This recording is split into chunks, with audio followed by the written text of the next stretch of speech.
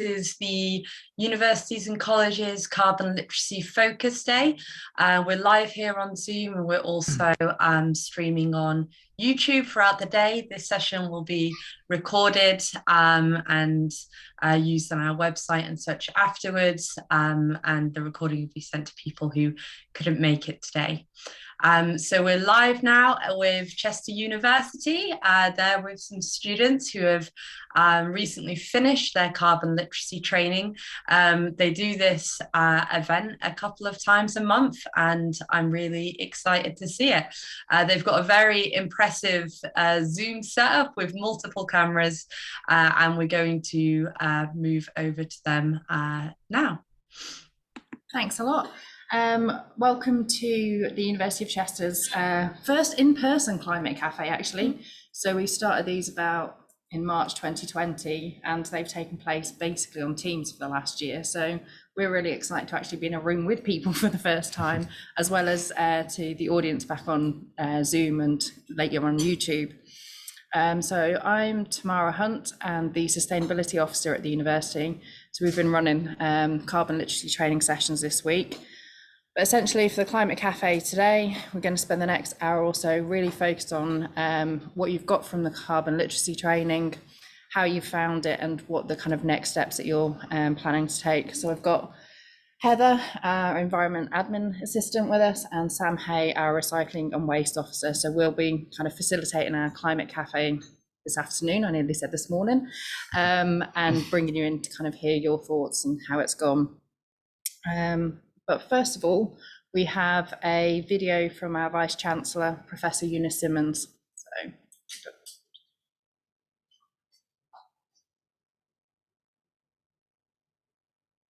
Hello, my name is Professor Eunice Simmons. I'm Vice Chancellor of the University of Chester, board member of the Environmental Association of Universities and Colleges, and chair of the Mersey Forest Partnership. All of these roles give me a responsibility to address the challenges of the climate and ecological emergencies. The UN Climate Change Conference for COP26. Hello, my name is Professor Eunice Simmons. I'm Vice Chancellor of the University of Chester, a board member of the Environmental Association of Universities and Colleges, and chair of the Mersey Forest Partnership. All of these roles give me a responsibility to address the challenges of the climate and ecological emergencies. The UN Climate Change Conference, or COP26, brings together delegates from across the world with the aim of negotiating a pathway towards a resilient net zero economy. Even as attendee to some of the COP events, I'm aware that such high-level negotiations can often make the issue of climate change seem distant to us and not within our power to take action. However, at the University of Chester, we believe it's our civic responsibility to provide our students with the knowledge and skills to take action on climate change. We're empowering our students not just to establish a career, but to become purposeful, engaged citizens with the confidence to act for a more sustainable future in an increasingly uncertain world. We see carbon literacy training as the foundation to building awareness of the carbon costs of our everyday activities, and essential to our ability and motivation to reduce our carbon footprint as individuals, as communities, and within our organisations. We owe our students the opportunity to make a difference on climate change, not only as our future leaders, but potentially as parents of the next generation. So what are we doing at the University of Chester? Well, firstly, we've committed to our net zero target by 2030, but this cannot be achieved with infrastructure changes alone. It requires our staff and students to understand their role, which is why we're embedding carbon literacy training into the formal and informal curriculum. In my previous role at Nottingham Trent University, NTU, I created a team called the Green Academy. The leader of this, Professor Petra Moulton-Hill, developed a module on carbon literacy training with sector colleagues and nuanced it for the education, health and entertainment sectors. In Chester Business School, the NTU toolkit is embedded into the BA International Tourism Management degree, with students undertaking carbon literacy training with their Tourism Futures module. Students and staff informally engage with online carbon literacy sessions run through PRIME, the Principles of Responsible Management Education, also using the NTU toolkit. So a development of this through Manchester Metropolitan University, MMU, is now being used at Chester beyond the business school through a Train the Trainer programme. We want our students to develop lifelong habits that are positive for the climate challenges we face, and for them to be able to demonstrate this to future employers. We also want to work together with our local communities to help achieve local targets. So, our long-term ambition, in line with our citizen student strategy, is for carbon literate students to deliver carbon literacy training to our local communities and businesses, building their networks and taking positive action in the midst of the climate emergency. Due to the university sector's diverse range of activities and associated high carbon footprint, it's important that as leaders we understand the climate emergency and set challenging science-based targets with commitment led from the top and evident through our decision making. Therefore, the launch of the MMU Carbon Literacy course for senior leadership is instrumental in equipping senior leaders with the confidence to provide leadership during the climate emergency. I encourage everyone, university leaders, lecturers, professional services staff and students, to consider how carbon literacy could be beneficial to helping your communities transition to a low carbon future.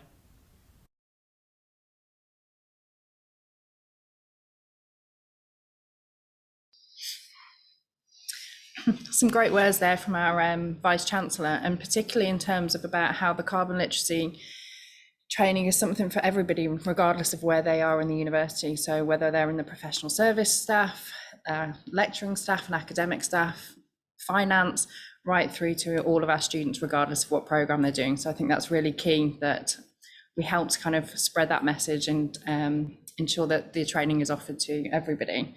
So Heather, if you want to kind of go through the rules of how we're running the Climate Cafe this afternoon. So as Tamara mentioned before, our Climate Cafes is our first in-person one. So they're usually every other Friday over lunchtime. And it's a chance for students and staff to get together really and talk about different climate issues that they're interested in. And we set it up in March last year as a way to stay connected with students and staff whilst we were all working from home. And they've grown since then, really. We have quite a few regulars who attend. We've had different themed sessions, and also we have some open discussions as well. So we always welcome new students and staff to join them, whether you want to listen along or join in the discussions. So for today's Climate Cafe, we're just going to be focusing on carbon literacy training, and we're going to be talking about a bit of the benefits we've found from it, our experience of taking part in the training, as well as the Train the Trainer course as well. So I'll now hand over to Sam, who will give a bit of a background on carbon literacy so far at the university. Yeah, brilliant. Thank you, Heather. So we've been running carbon literacy training since September. Heather was one of the original ones to go onto the course. Ben brought it back, and myself and Tammy were on the one of the first training sessions. So far we've had 27 members of staff and students complete the training. That has included 14 this week. We have literally just rushed over from a training session now. So we've held 2 sessions this week. We've had 14 on there as a stay. We've also had 10 members of staff complete the Train the Trainer, and that also includes 1 student who has also completed the Train the Trainer, and thankfully they are with us today. And I also believe she's also lucky enough to be heading off to COP next week as well. So Elle, if you'd Thank you, Sam. So yeah, I completed the training in August with Heather, and it was broken down into 4 sessions, so it was quite manageable. There was a little bit of homework to go along with that, but it just made it a bit more interesting because you could get down into the nitty-gritty of kind of what was going on. And I really found that the benefits of that helped with like communication, and it brought carbon literacy and climate change into the forefront of the conversation across the university. Like you were saying before, and the Vice Chancellor was saying before, it's gone from just business to all across the university. So I really liked that. I'm from a geography background, so I'd like to think I've got a bit of climate science knowledge. So it really kind of helped make that knowledge kind of relevant to everybody, and so that everybody understood it. So that's why I really wanted to get involved with it. But then I think doing the training has then a lot of trainers has then kind of given me the confidence with the communication, the presentation skills to go to COP next week. So I'll be involved in a discussion panel with the Northwest called Talking About My Generation, Innovation Will Save Us All. So I'll be joined on the panel by David Parkin, who is the project director of the HyNet project, which is the hydrogen network going on in the northwest of England, which the University of Chester is the academic partner for, and 2 other PhD students, one from Lancaster and one from Liverpool. And we'll be discussing basically whether innovation is going to save us all and how that is looked at between different generations. So that's why we've got David joining us, and sort of how he sees innovation and how we see innovation, how it's going to change, and more importantly, whether our education is equipped to educate the next generation of students to go on and carry on that innovation and make it even bigger and better and more beneficial to climate. So that's where sort of the carbon literacy training, I think, for me has come into it, because it's given me the communication skills to be able to talk about things like that, but to a wider audience, not just kind of like the professionals and the academics. So that's kind of me and my train the trainer experience. Thanks for that, Al. It's great to hear about your experience, and especially mention those transferable skills. I think all of us are using those presentation skills right now. And we're really looking forward to hearing how you get on at COP next week. It's such an exciting opportunity. So, a bit of question about the trainer course. So, what made you initially sign up to it? Yeah, so I think, like I mentioned before, I've always had an interest in climate change. I've just started my PhD in industrial decarbonisation. So I've always had that interest, but I think for me it was being able to have those conversations with people that probably weren't necessarily that interested in climate change and didn't really see how it related to them, and also making it not seem as scary, because I think sometimes, particularly myself, I can get lost in the literature and get lost in what people are saying about it in the news, and it's all very kind of doom and gloom. And I think even, like with the young climate activists like Greta coming through, I think sometimes they can be quite doom and gloom because they want to be realistic about it. And I think then you've got on the other end of the spectrum David Attenborough, who's like all gung-ho and like, this is the best thing ever, we can really do something about this.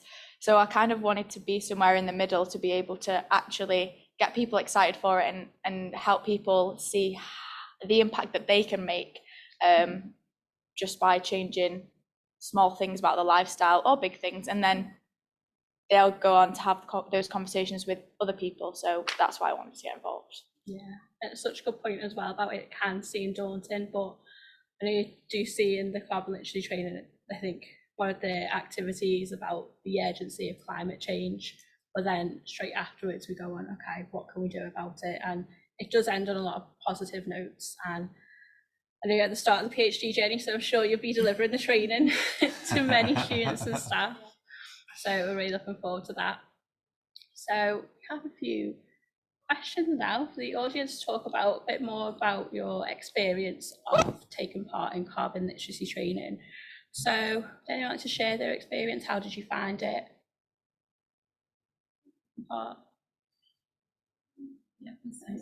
Yeah. I'm Lindsay from psychology, so I teach students at all different levels through first years up to master's level and PhD students.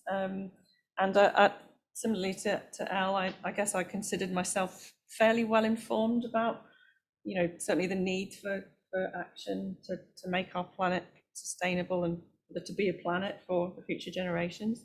I'm an animal mad person, so I care very much about the natural world. And whilst I do take groups of students to Chester Zoo, I work on external committees to do with animals and primates, and looking after them, conserving them in the wild is obviously key. And they're getting their homes taken away from them. So often I say somewhat lightheartedly that I care more about non-humans than humans, but there's quite a level of truth in that. And we are custodians of this planet, aren't we? And we really need to do what it takes and now. So about a year ago, I found myself doing a TEDx talk as part of the Global Countdown. So that was a little bit daunting, but very important. And I sort of educated myself a bit more there, so I knew all the right things to say and hopefully to engage people. So I told stories about, you know, grandmother orcas who can help their pods find food. The grand offspring of orcas survive if they've got the grandmother there to help them. So she's really key. So I was trying to bring it home and make it come alive. But at the carbon literacy training, you know, Heather and the other person in charge of the training, they were really going into so much detail.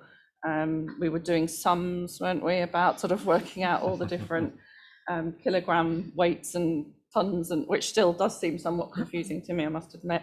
But I was then able to go to my students and sort of, we were going on a trip to the zoo actually. So I said, can you try to walk there or go by bike rather than go by car? Can you, or, you know, take public transport? Can you try and bring along your own lunch, and can you try and make that be, you know, vegetarian or vegan, and just try to think about doing that once a week or something. What were the other things I said? And then they're doing some posters about the work they do at the zoo. And so I said, you know, whichever species you're looking at, learn a little bit more about how they're being impacted by humans and climate change, and come up with some sort of suggestions as to what, you know, governments could do and what you could do in your life as well. So it was raining the day that we went to the zoo, but I do think some of them went there on their own 2 feet. So that was heartening. Great to hear about your experiences, and I think it also shows how one person taking part in the training can have such a huge impact on others and influence students as well. So hopefully some of those students are inspired and join the training as well.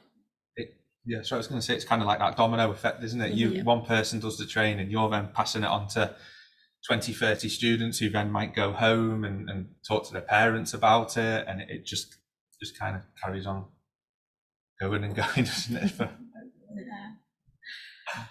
So was there anything that surprised or shocked any of you about the training? I know we certainly were surprised by some of the facts, and even going over it today, I think it's particularly the energy saving exercise. We're always shocked about how much we can save with these actions. So how did everyone find that part of it? Yeah, sure.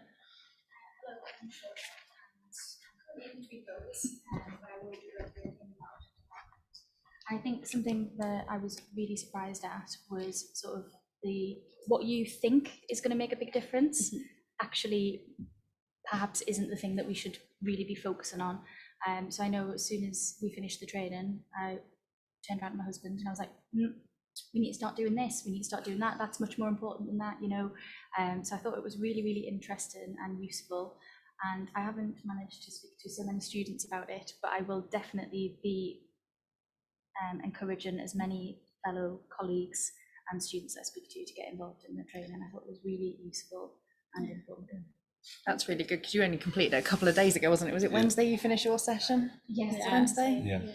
Really So that's, yeah, and I think that's it. There's a lot in there that you, and a lot of the messages that we've kind of heard for a number of years, and then you start to, I think the energy exercise and the looking at the carbon associated with different food types, I think even when we're delivering it, I still forget that, you know, fish can actually be worse than some of the other food items, and that still kind of shocks me, but particularly around the kind of energy savings and where to focus that effort, and how much you can actually save that then has that big impact. So yeah, great that you've got your husband on board too. I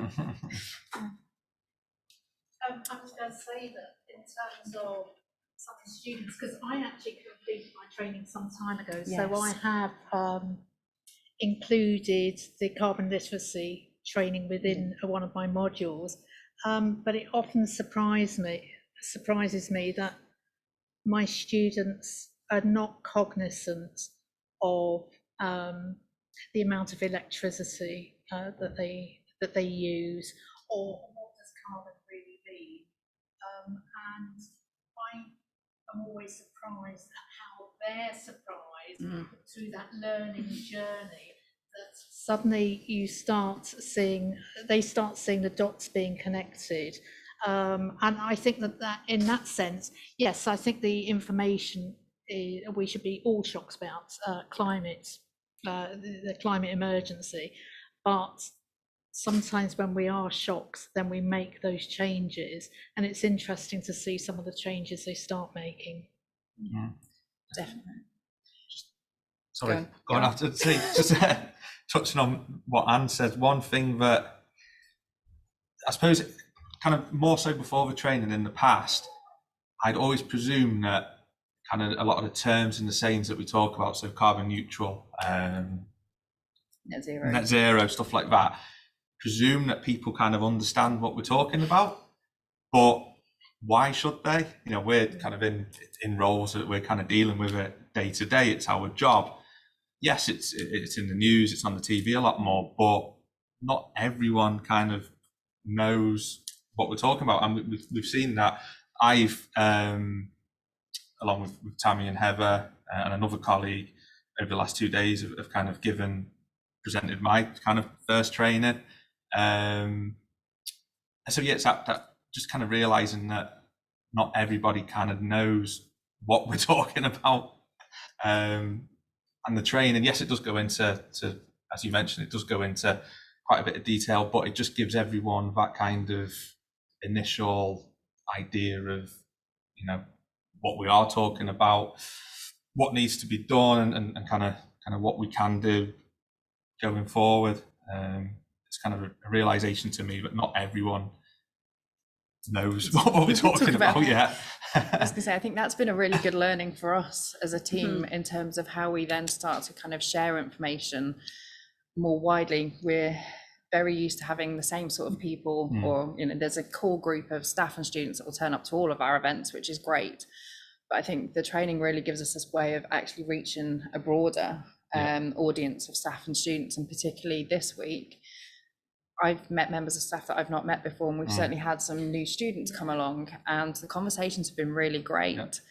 And I think it also gives us an insight into, again, some of the ideas. We've got pages and pages of notes from the training of ideas that staff and students have brought up, particularly in the last couple of sessions this morning.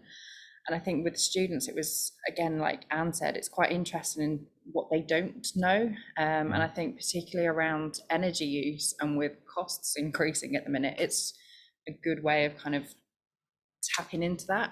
And I think a challenge that was brought up today, wasn't it, was about they're in rented accommodation. So the whole looking at how you can influence change, how can you influence your landlords to take this seriously so that you've got a more comfortable house that's efficient, and you're doing your bit for carbon saving. So it's been an interesting week kind of having these discussions. Really good. Absolutely. I think, as Tamara mentioned, we do come away with some pages of notes there. I think it's so valuable for us as well to be able to be delivering the training and hearing these ideas. I know we've run 3 sessions now over the past 2 months, and everyone has just been engaged, chatting, using their conversations. If they're not in there, they're unmuting and getting involved in those discussions, which is something we love to see. And it's almost a shame that we have to cut some of the sessions short a bit just so we can stick to the timings. I think especially some of today's groups, that could have lasted all day probably, some of those conversations. Yeah, it's such a valuable thing for us to be able to deliver. Yeah, you touched on it there, how I was surprised, not necessarily surprised, but how engaged people have been during the first 2 sessions that I've done. You know, I've done kind of been involved with various other sessions, and people have got the cameras off and the microphones off, and it's pulling teeth, I suppose that's the phrase. But the last 4 days have just been really, really good. Tammy said, we've made so many notes and so many ideas going forward, things that we haven't even thought about before. So it's very, very useful, that side of it. Yes.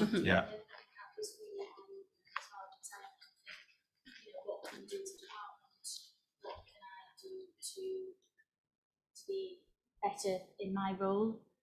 But actually hearing students' opinions and what they find most important, what they think that we can do to change and be better, yeah, really, really interesting. So I'm glad that it was a mixed session. I think that should carry on. Yeah, I agree. I think it's worked quite well, because we'd hoped that we'd have had kind of designated student sessions, but we got inundated with people wanting to sign up, some of them quite last minute. So I know some of them are still working through the online self-study pack, because they'd kind of come in quite literally at 10 to 9, I think it was yesterday morning. So we've got some that are kind of working through that information and catching up basically. But yeah, I think it has worked really well having that mix. I think there's something nice about having staff and students working together on a particular topic as well, and bringing staff and students from different departments. I think that really adds to the discussions in terms of what's covered as well. Yeah. I know we've kind of touched on it, but has anyone got any kind of specific changes that they've kind of made since the training? So I was a serial heating on, get warm person before, and it actually has made me consider kind of beyond the economic spend of keeping the heating on, that actually, wow, okay, this is really impacting the environment more than I was probably, I know I come from a geography background, but probably wanted to admit.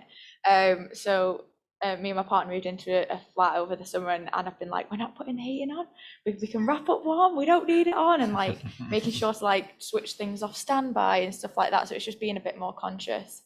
And I've also trying to be vegetarian throughout the week. I think it's really, really hard for me to be vegan at the moment. I do try, but I think just making the switch to vegetarian during the week, even just, you know, makes a little bit of a difference, because I don't really want to put too much pressure on myself in the immediate, but as I get familiar with recipes and stuff, I'm sure it'll become more than second nature. But I think the carbon literacy training made me feel more empowered to actually make the changes and to actually see the impact that those changes would make, locally, globally. So I think that was a real push factor for me to actually be more conscious of the decisions that I was making and the choices that I was making. So yeah.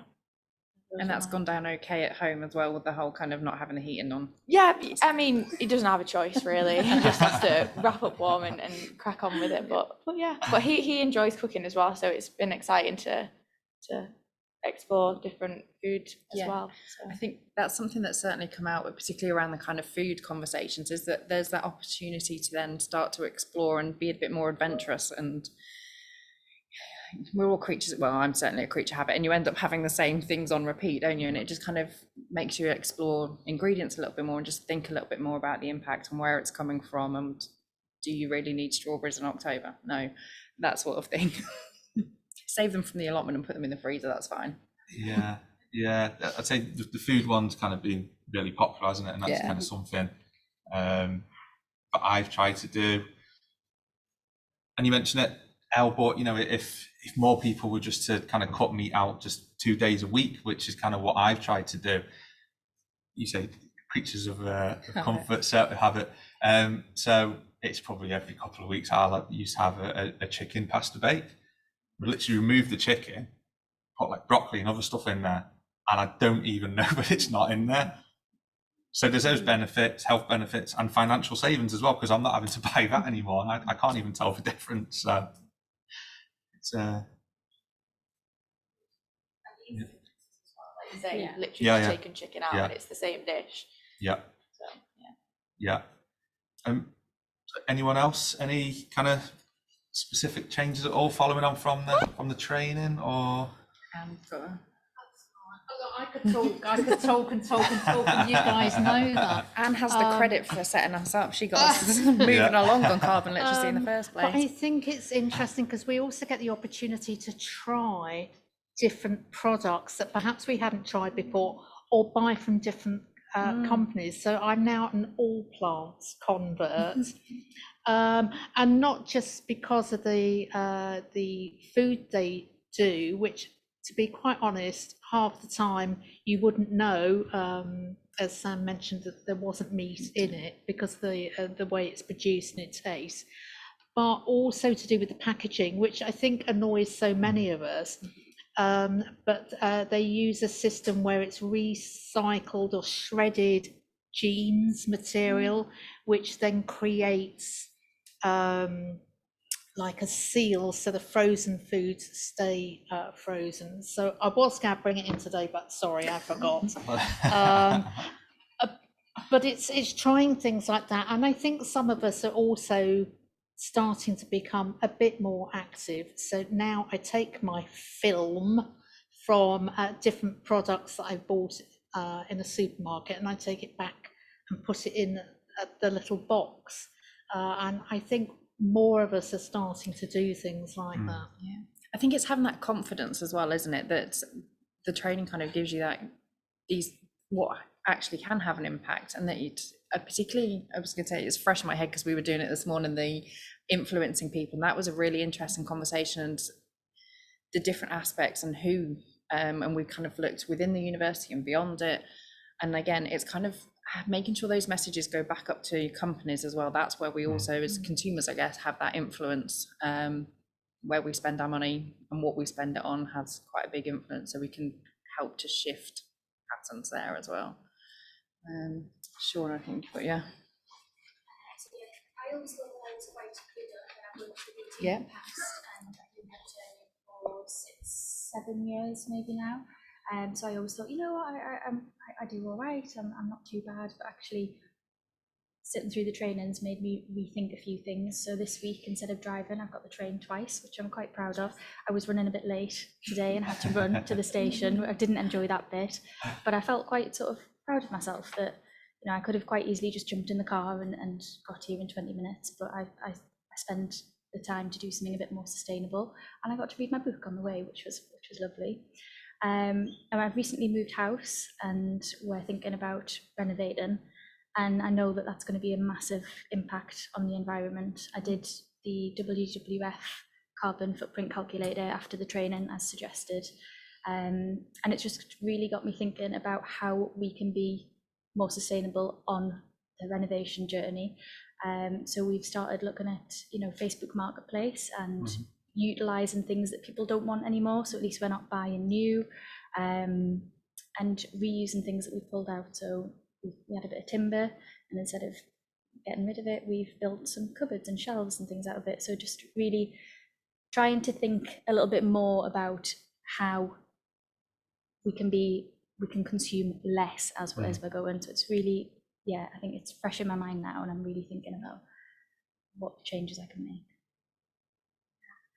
You know, I've certainly started thinking about my purchases since the training, and even now, like my phone contract's up for renewal. Normally I just like, oh, upgrade, and it's like, well, no, there's no need to upgrade and add that extra purchase in. But I think that was from the WWF calculator. I was like, oh, I didn't realise how high the footprint was from it. And then you start getting a little bit competitive with yourself, don't you? Like, how low can I get it? And, well, do I really need to buy this because I've got to do this activity again in a couple of weeks? So yeah, I think it's quite useful that it keeps it fresh, and I think, and it's interesting. So I've used the calculator with students on an exercise with our biology students over the years. So I've got like a historic record of my footprint, and I think it was 2019, about this time in 2019 that I first used it, and I bought a new laptop and a phone recently, and I had a flight, so my footprint was huge. We did it this time last year, and whether it's because of lockdown but just not having those big purchases, it was really interesting to see how it all kind of shifts around. And I think that was really valuable for me to learn, well, actually you can reduce it down quite easily just by being, as you say, a little bit more conscious about where you're spending and what you're spending money on. That's quite surprising. I would say that's a great idea, where we can kind of a challenge across competition. Competition, yeah. I say we can do it over kind of 12 months and see who can reduce it the most among staff and students. Yeah, feed it back in the training. Oh. Yeah. Yet another idea. Yeah. That's the other thing we should have mentioned. We always get ideas from these climate cafes, and happy to know that today is no different. So we've looked at quite a few of like the individual changes we've made, but perhaps any group changes that you made. As part of the assessment, you need to come up with a group action. So has anyone made other changes in that aspect? Or thinking of any? Well, you are here because it was my group action. So I did my training with Petra Moulton Hill at MCU, and thank you, Petra, if she's listening. And my group action was to get carbon literacy going through Chester Business School, across the university and out into community. So that's the next That's the next step. We need a few more trainers yet. Exactly. That's December's commission. So, I mean, it has started motoring through, and with the VC's support, then I can see that, and now with so many people being trained, I can see that it's going to be having a more rapid build. So that's good to see. That's my actions. So I'm pleased about that. Tick. Yeah, as you see, I can see the acceleration's going to, the more kind of train the trainers and gone through it, the more sessions we can hold, and I think we'll probably do a couple more sessions before Christmas, but definitely in the new year, hopefully we can really start to see it accelerate it a lot quicker. So yeah, exciting times. We do have a waiting list, I think, already of people that have signed up for this week or then couldn't make it. So, and I think for me, the interesting part will be doing the next lot of train the trainers and having a few more students. So one of the students that was in today's session that couldn't join us here is part of the International Society. So she's already been in touch with me going, can we do a session within her wider society and get them thinking about it? And I think I was like, that's a really good opportunity as well to get the kind of wider perspective, look at and maybe how we kind of communicate this as well in terms of the impacts, and I think use their voice as well for kind of their experiences. So I was really pleased to see that one going, right, this is, and it was really nice to see that sort of idea, and it was before we'd got onto the kind of assessment part, but she'd already started thinking about where her influence could be and how she could bring that group of students with her. So I'm hopeful that we'll get more students like that coming forward, and it should then really easily help to kind of percolate it throughout the university, as your plan was, Anne. But if they're international students, that very thought that they'll be able to go back to their home countries and then start spreading it there. Yeah.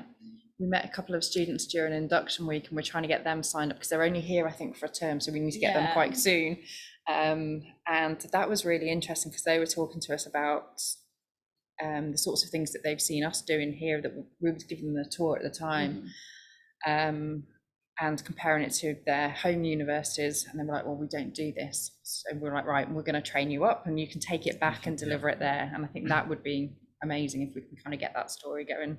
It's going from Chester out to our kind of partner and into universities across the world. Yeah, am I right in thinking on the original training that I did, there was an international lecturer? Yes, we had or a few there was, international lecturers there. Mm. I've really enjoyed looking at all the actions people have done as part of the assessment, and a lot of ideas of how we can help support and make sure that they are happening. And I'd hope we do something very similar in perhaps a year's time and see the progress that has been made. One of the actions I did so for my group action, I started working it now, long-term goal is embed the carbon literacy training within our climate action programme. So that's a programme about improving sustainability performance of departments, and ideally, and this will be reality, hopefully next year have climate action teams complete this training, and then for their group action work on it throughout the year as part of a project. So I think some of the examples, we have some quite good ones today. One of them was creating the patch challenge, so encouraging students and staff across the university to mend their clothes rather than throwing them away. And I think I know one of the trainers says, avoid saying every little helps, but for some things you see what is consider a small action actually has a huge impact. For some things, like say, if you're making amending clothes, the carbon savings that can have is huge. And I know there's a lot of things. There was the tumble dryer one that always surprises me. Not using the tumble dryer, again, it seems like quite a small thing and an achievable thing to be able to do, but the savings are huge, and there's just a lot of ideas that you get through the training, which always come up with something new each time. Yeah, and I think we've started having conversations with academic departments. So we were met with our performing arts lecturer a couple of days ago, and they were looking at the final performance piece. And so we've mentioned to them about the carbon literacy training and how we could perhaps embed it. And using the example, I think, is it Coronation Street that have gone through, the whole team have gone through the carbon literacy training. So we use that as an example, and I think it's really useful tool for departments that, you know, Elle's already said, oh, I'm a geographer and we've covered a lot of climate change. I think it's really a useful tool for students that come from departments or disciplines that aren't our kind of traditional covering carbon and climate science. And I think for the performing arts team, focusing on the kind of reusing fabrics and working with a patch challenge could be, but they're really keen to kind of reduce their impact and to really trying to source items for sets and costumes and that kind of thing. So I think that's a really good way that we can start embedding it, taking Anne's lead from embedding it within the curriculum and kind of sparking that idea about how can academic staff start to embed it within kind of courses. And I think it could work really well with performing arts. I think you find that, like, when it comes to the wider issue of sustainability, it covers so many different areas that I think there's always going to be something that will interest and appeal to people. So it's finding that interest and appeal and then getting them onto the carbon literacy training and getting them involved in these conversations. Because I think, I don't know, we all have quite a common interest with it, hence why we've all signed up to it. But I'd say the training, it really is suitable for those who just want to find out a bit more about it. And I know whether we think we've all got quite a bit of a background in sustainability, whether it's through jobs, education or interest, but you know, even if you don't have that background, I think it's great how accessible it is and open to people to learn more about it. There'll be someone that goes on it that's got an interest in sustainability and got an interest in learning how to have those conversations, and then by them taking that education away, they'll talk to their housemates or whoever who probably don't think it's relevant to them, and then they're pulled in and they're like, oh, I'll get on the training. So it is like you said before, Sam, a domino effect of getting people involved. And I think that's the beauty of it, that it's not really like overwhelming in the sense of you learning all this like data and all this kind of stuff. It's very kind of casual. It's a conversation. It's to throw ideas back and forth between the people that are in your groups, and then to take those ideas and those conversations away. And I think that's what's so good about the carbon literacy training.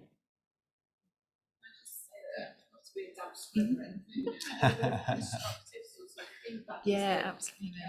It is on the long side, I suppose. That's what I've heard that from just colleagues. I'm enthused about it, absolutely, but it was really interesting. But when they hear that it's 2 lots of 3 hours and then there's some homework to do, and I mean, I guess we all know that we're all busy in our lives, aren't we? And that's just something else that they may want to fit in, but they can't find the room. So I was wondering if there's any adaptability, you know, could there be some flexibility and maybe not doing it all at once? Could it be condensed at all, or could it be spread out? You know, could you get an initial sort of pass and then follow up sort of modules, perhaps? That might be an alternative. Yeah, that's certainly something that we've looked at when we started kind of planning how we were going to roll it out, and the form that we've set up to kind of gauge people's interest. There's a couple of options there, whether you want kind of like 2 4-hour sessions or the 3 6-hour plus the study time. Sam and I did ours. We just hit it and went, right, we'll condense it down into a day. And I don't know how Heather managed to maintain her enthusiasm for delivery for 8 solid hours. And that was the other thing. It was actually really enjoyable to keep going for the 8 hours. It didn't feel hard, but I could totally take on board that, particularly when we're working with staff as well as students, actually, with timetables and assessment commitments.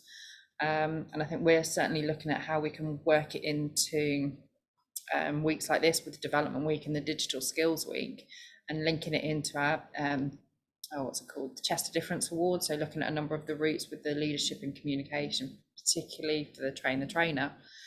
But yeah, for staff, and I'm having conversations with HR about how we can kind of bring it in or start planting the seeds for PDP objectives. Because as we said, what we want to do is kind of tie up carbon literacy training with the climate action. Essentially, we've got our net zero target by 2030. So we've got 9 years and a month to achieve that, approximately. And I say it constantly, you know, that target is not for our team, it's not just for estates, it's for the entire university.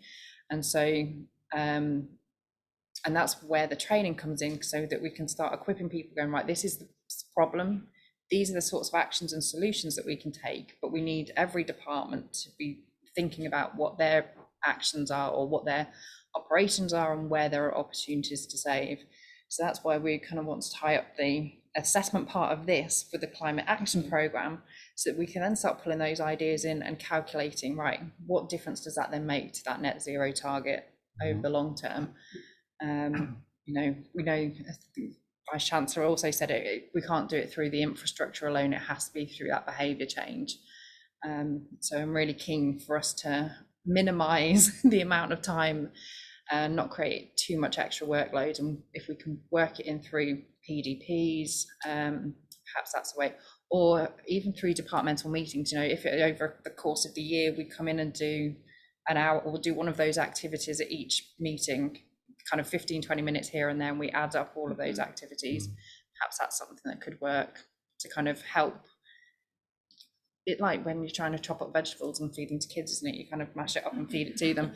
If we can slot it in where things are already happening, so it doesn't feel like 8 hours, I've done 8 hours of training, but we can slot it into existing structures, perhaps that's a way we can address that one. Because it also has the knock-on effect for train the trainer. I mean, I'd like to volunteer to do that, but again, it's then I'm signing myself up for another lots of big chunks again, which I just it's hard to fit in at the moment. But and I think that's something that we'll take forward in terms of kind of gathering some feedback and when would work best in the year. I know there's never a good time of the year, we all go summer and then summer doesn't quite work either, so trying to find those little bits of time that we can kind of weave it in, I think, absolutely, that's really useful feedback. Tim, kind of building on sort of Anne's already doing it, from my, as a program leader, I'm really keen to kind of embed this into my program. It sits quite nicely, very related. I run the events program, and obviously very real synergy with the tourism, etc. But what are the, it'd be interesting to hear from Anne as well, what are the kind of practical steps how we can embed this into a module, into our program, so that it's having an impact from a personal level with our students, but also from a professional capacity. When they're going out into industry, they are then considering, well, what options or what actions can I take to reduce our carbon footprint or our impact on this event, on this product, on this venture that we undertake. So how, in a nutshell, how can we do that? How can we do that? How and more programs besides? Obviously, fits very neatly with events and tourism and some other areas. But it'd be amazing to see it across all programs within the university. So that talks to like a very passionate area I'm about in terms of how we embed it in the curriculum, sustainability as well as kind of carbon literacy training. And Eleanor and I were involved in some conversations recently looking at kind of green skills, and that, there's a number of reports that have come out through various that are saying, employers are saying students aren't coming out with, they don't have the skills that we need them to have when they reach employment, never mind the green jobs that are coming down the line. So we really need to make sure that our students have that understanding. So I am all for supporting academic staff however we can in terms of embedding this within programs and where it fits, and making those links particularly to kind of the relevance of when they go out into the job market, and particularly so that our students then have that kind of, it's something that stands out on their CV or when they're talking in the interview, that they understand the challenges businesses and organizations face, but beyond that they've got some kind of skills and ideas and tools up their sleeve that can go, right, well, we could do this, this and this. How we get there I'm happy to have that conversation on how, and it's where it fits best. In fact, we had somebody from work-based learning in Shauna session, I think. Is it Wednesday this week? They've all got model. And she was like, oh, I think, you know, I'm really keen to see how it might fit within the work-based learning program. And I'm like, yes, this could be the way that we get it out to students within the curriculum, by building it in and having that relevance to business. And I know colleagues in our business growth program are working with the Carbon Literacy Project to update the materials. As Anne said, we want to roll it out to community groups and businesses, and they're really kind of leading on that aspect of our business part. So perhaps there's a way of the business growth program working with some of our academic staff and the work-based learning team, which are they in the business school now? Yeah. So kind of maybe that's point about how to start to the work-based learning program as part of the preparatory. This is why I love these campaigns. We find the solutions. It's really good. We haven't spent as much time talking about food as we often do. No. We usually get onto food, don't we? Yeah. One of the things that would be interesting, was interesting hearing kind of Elle's point about the personal behavioural changes, and definitely I've taken that as an action. You know, with small, you know, young family, etc., trying to get them to eat vegetables is just an impossible thing. But trying to kind of eat more more healthily and more vegetarian than vegan, where possible. But is there at a tangent, I guess, opportunities further down the line then to offer cooking classes, in terms of enthusing people to think differently is one thing, but kind of giving them the skills and the courage to cook differently. And lots of students, I remember as a student myself 25 years ago, I was a shocking cook, dreadful. Still not that bad, to be fair, but lots of students lack confidence perhaps to cook, you know, and staff are keen, you know, people with families, etc., to try and do things differently. So could that be also a future opportunity that builds on the carpentry training to? And I think it's already started. So our catering team are doing a lot of work already behind the scenes in terms, and have transformed quite a lot of the dishes and their approach to moving towards a more based options throughout all of the kind of catering outlets. And I have a feeling, although I might be making this, I'm sure they've done something during induction week, just doing that kind of, they've got recipes together, kind of plant-based. I'm sure there's a recipe book somewhere, but I might guess Elle's nodding at me, so that must be true. And I'm sure they linked with the Students' Union, so did kind of like Instagram live and cook along about how to do that. And I know they're keen to do more. So yes, and bring Veggie Fest back. Yes, there we go. Your students can bring Veggie Fest back. All as we used to put that on together. But yeah, I think that's certainly something. And then linking through with CHEW. I never remember what CHEW stands for, Shauna. Yeah, so working with our nutrition students to kind of give that nutrition as well. I have a feeling that's what somebody else did in the training. All of these things are merging together. Somebody was going to do something with a nutrition student, and in their career, we're going to. Yes, that was their group action. So the nutrition student, as part of their career, part of it is putting together your plans for the training and look for low carbon meal plans. So that's a really good. And I'm just conscious of time, you know, having just blasted the clock there for about a minute to spare. So, as always, these sessions tend to quite quickly. The conversation gets flowing and ideas generating. I don't feel I've made to we've stopped rolling as such. So, just want to thank everyone really for coming along today, involved. Being one of our cohorts of attendees. We are working plans for how we acknowledge that as well.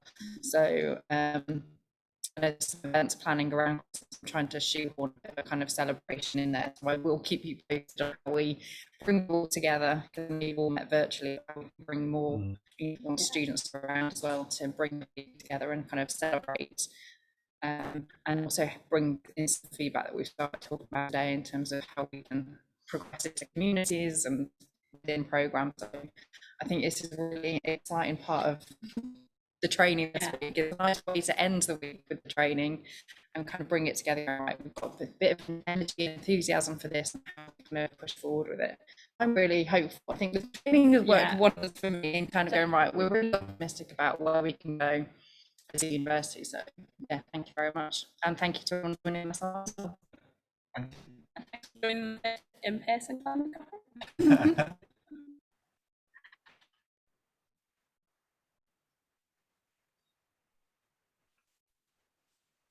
Thanks so much for that, everybody. We're going to have to end the stream in a moment to prepare for the next session, but I hope everybody enjoyed that. Fantastic to hear about all of the impacts of delivering carbon literacy training at Chester, and thank you for having us at your climate cafe. So we'll be moving on to the next session shortly, which starts at 2:15, and that's going to be all about student trainers. So we're going to be hearing from student trainers at both the University of Cambridge and at Manchester Metropolitan University, and talking a bit about their experiences and the different sort of student training initiatives that happen at those two institutions. So thank you for coming, and we'll see you at one of the other sessions later in the day.